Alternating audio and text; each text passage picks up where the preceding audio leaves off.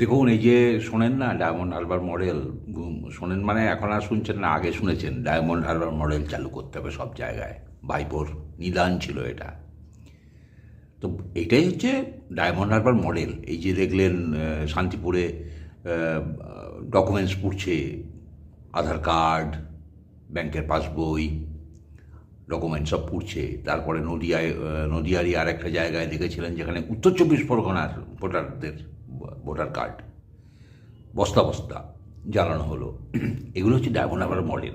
এদেরকে এসআইআর যে এরকমভাবে হবে এটা তো আমাদের আইপ্যাক জানতো না।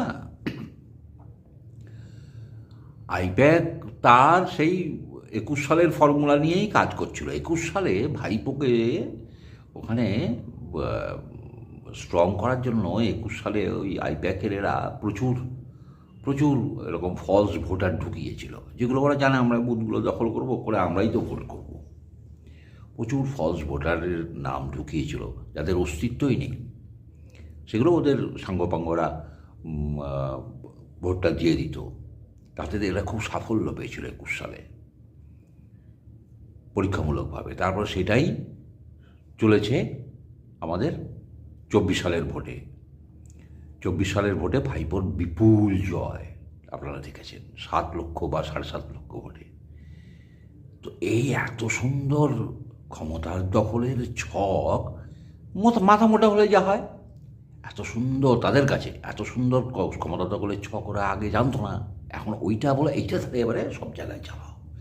এইবারে 21-এর আগে যা করেছে করেছে, তারপরে সেটাকে আরও বেশি করেছে, যে যাতে আমরা আরও সিট দখল করতে পারি করে। এখন ইলেকশন কমিশন যে 2000 সালের ভোটার লিস্টের সঙ্গে লিঙ্ক করতে বলবে, এটা তো এরা জানতো না। তারপরে দেখুন এরা আদালত হয়ে গেল, আধার কার্ডকে মান্যতা দিতে হবে।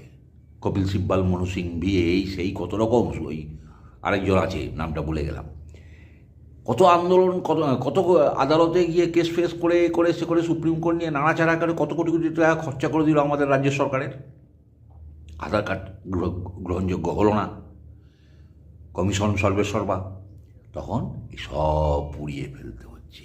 দেখুন ঠিক আগস্ট সেপ্টেম্বরে এরা যখন বিহারে যখন হচ্ছে এসআইআর, তখন এরা দেখছে যে না, আমরা আন্দোলন আমরা করি, আদালতে গিয়ে আমরা যদি আধার কার্ডটা বের করে আনতে পারি তাহলে এই কেল্লা পথে।